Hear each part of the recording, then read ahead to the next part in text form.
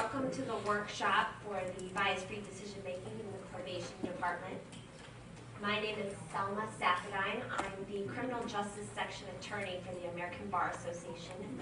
Today, we're here because our racial justice improvement project, which is a project from the criminal justice section that's funded from the Bureau of Justice Assistance, came together with the Delaware Task Force and decided that probation revocation would be their focus. Now, the Racial Justice Improvement Project set out to choose 4 jurisdictions across the nation, the state of Delaware being one, St. Louis County, Minnesota being the other, New Orleans, Louisiana, and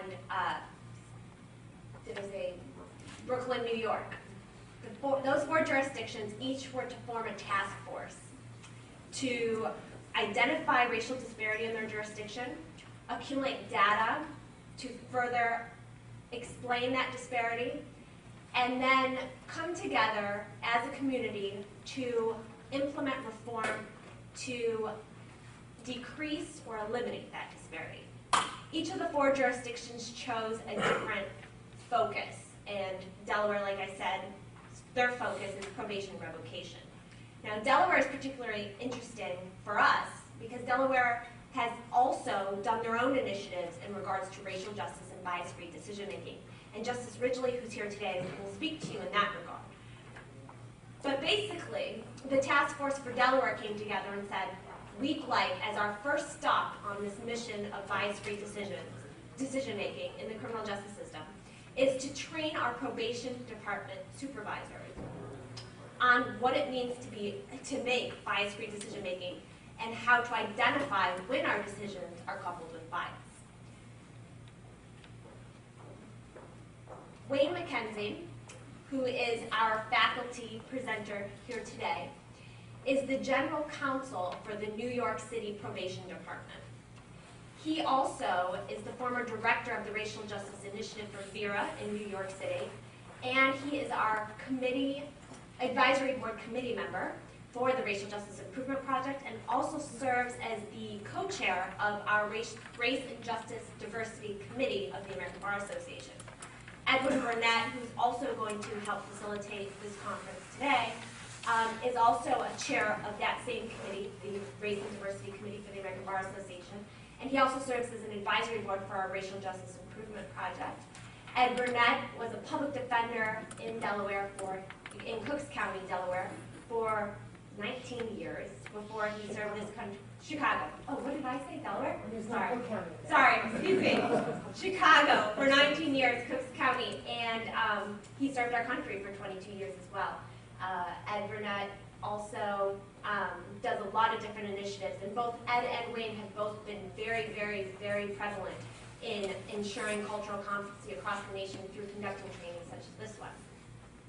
We also have here today Robert Koop, who serves on the Delaware Task Force here in Delaware, and he is going to speak to you a little bit today. He served on the Delaware Police Department for about 26 years, 22, 26?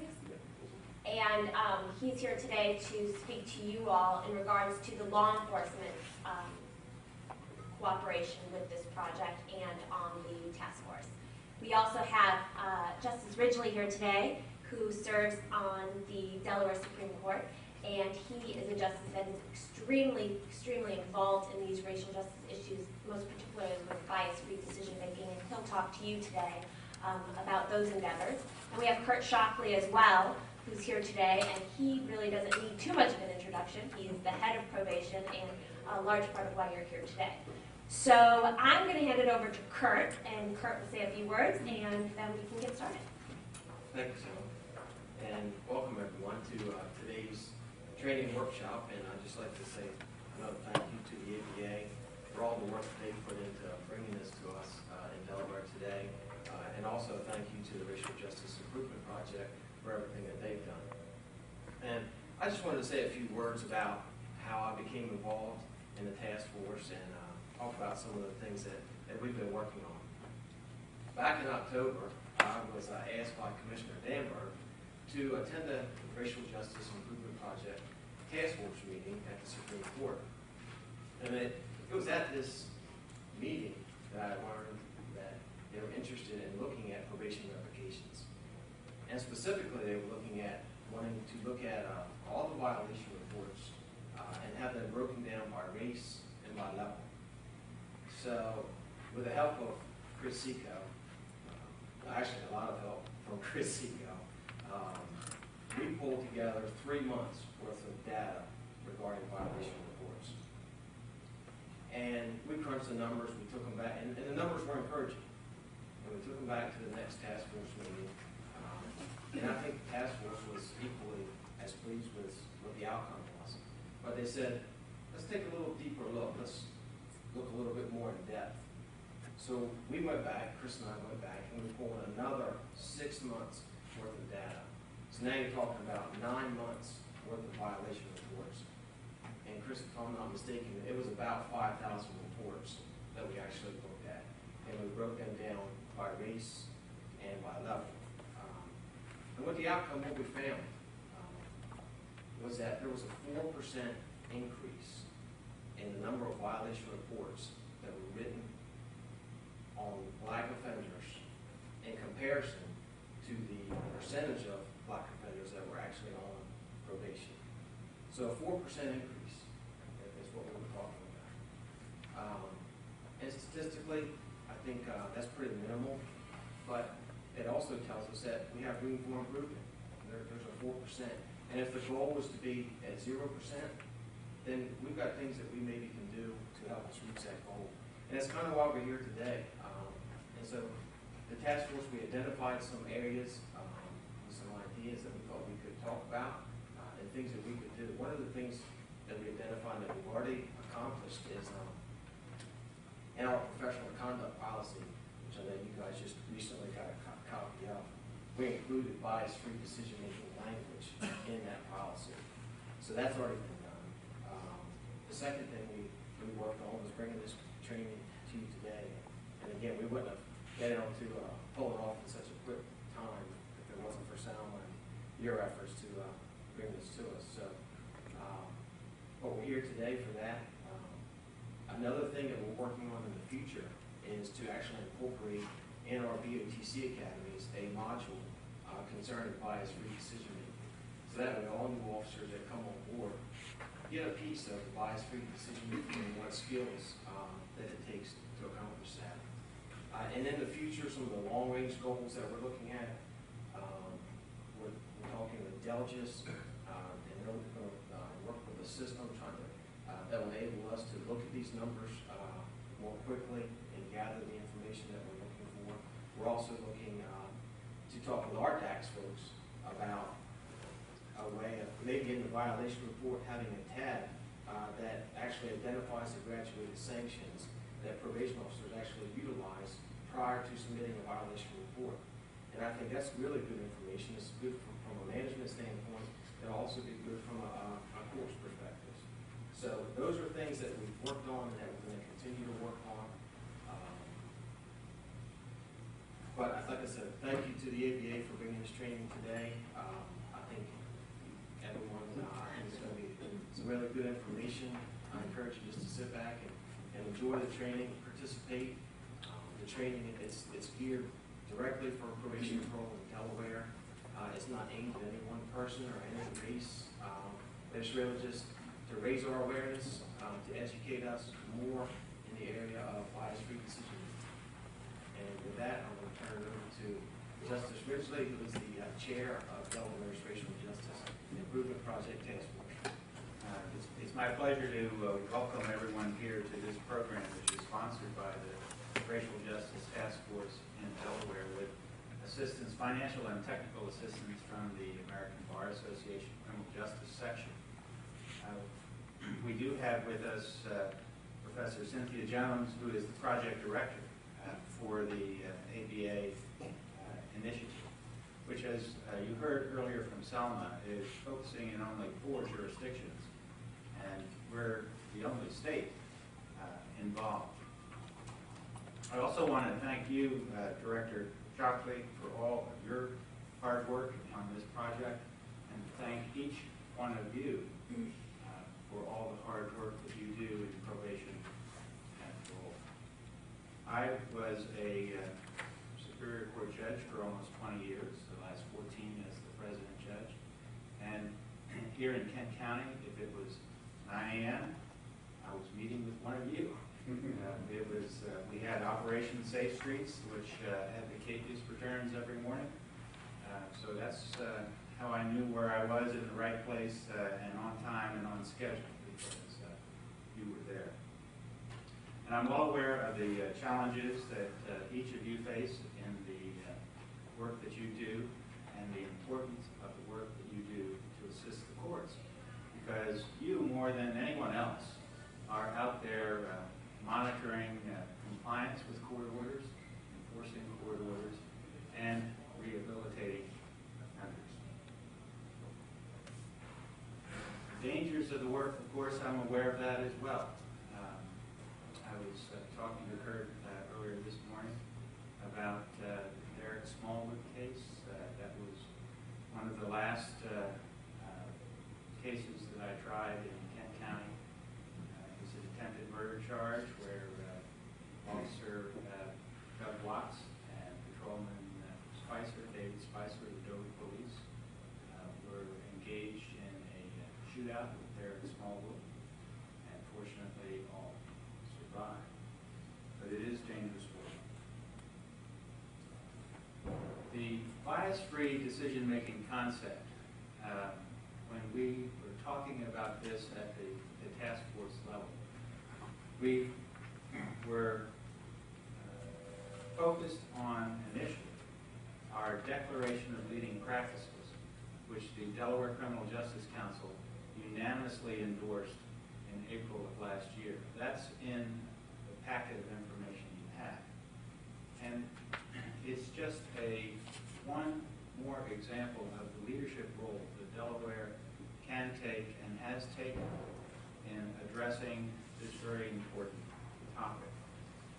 The Declaration essentially was adapted from best practices utilized by law enforcement to apply across the board to the criminal justice system, to all courts, to law enforcement, to municipalities, to other police agencies, to anyone actually involved in the criminal justice community.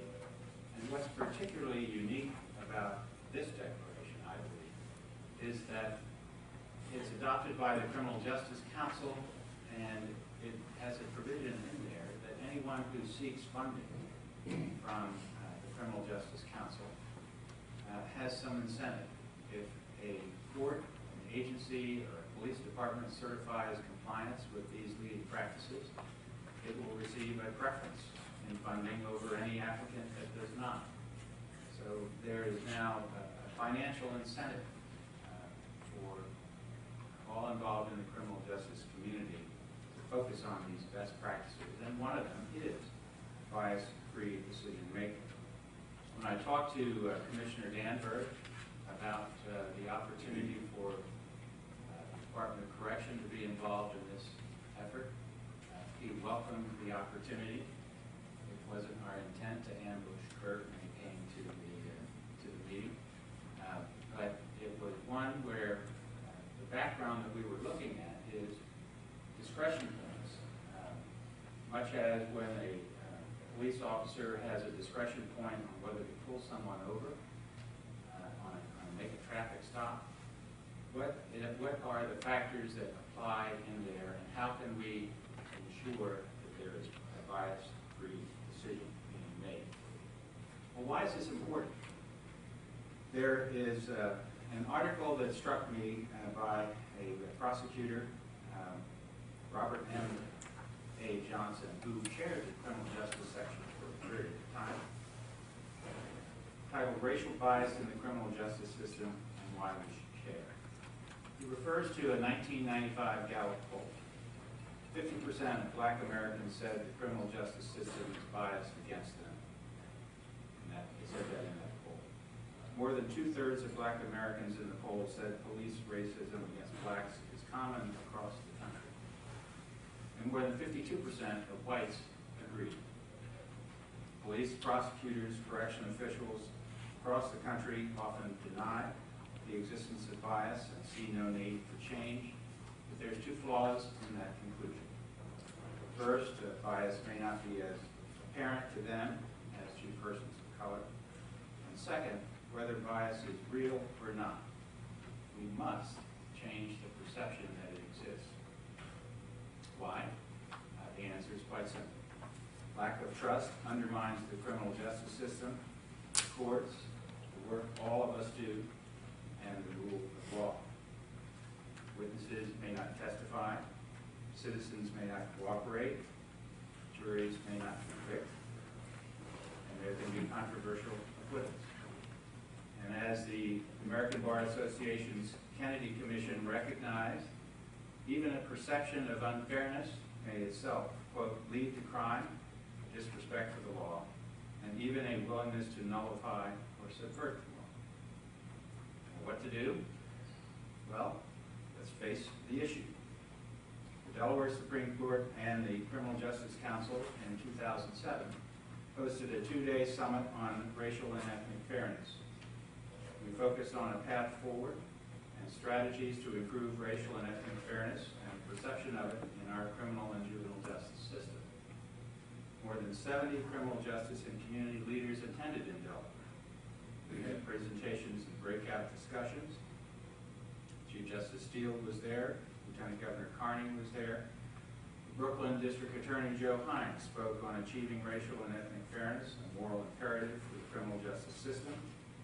Mark Maurer of the Sentencing Project gave an overview of rates of incarceration across the country. Delaware is actually right in the middle at number 25. The Department of Safety and Homeland Security Secretary David Mitchell at the time spoke on racial profiling in law enforcement, pitfalls and prevention strategies. And Dr. Pamela Casey and Madeline Herman of the National Center for State Courts gave us an overview of state court approaches to assessing and promoting racial and ethnic fairness. Former president of the National Black Prosecutors Association and one of our speakers today, Wayne McKenzie, addressed us, as well as others. The summit included hours of discussion, and it involved assessment of the problem, identified factors that affect fairness, responsibilities of the criminal justice community, collaborations that can be undertaken, and key decision points. Positive steps have been taken since then. All Delaware judicial officers have received a request from the Chief Justice for their commitment to bias-free decision-making. Every Delaware judge was provided a booklet entitled Achieving Fairness Through Bias-Free Behavior, a pocket guide for the courts, published by the National Center for State Courts. And not only have all judges received this, it's now part of every employee's training within the judicial branch. It addresses a number of factors, recognizing bias, how bias is manifested in the courtroom, the judge's role in eliminating bias, how to ensure bias-free behavior, demonstrating respect, neutrality, and fairness, and institutionalizing fairness, which is key. The Delaware Criminal Justice Council's declaration, again, led to our application for the APA grant, which is funding this event and the work of our task force. And I'm asking you today for your commitment, just as we have asked others for theirs. Why is that important? Well, first, every day you are part of the work of the courts in Delaware. And we must have the perception, not only the actual fairness and impartiality, but the perception of it. But most importantly, fairness and the perception of it are essential to public trust and the confidence in the courts and the work that all of us do together. I want to thank you again for your commitment and your leadership.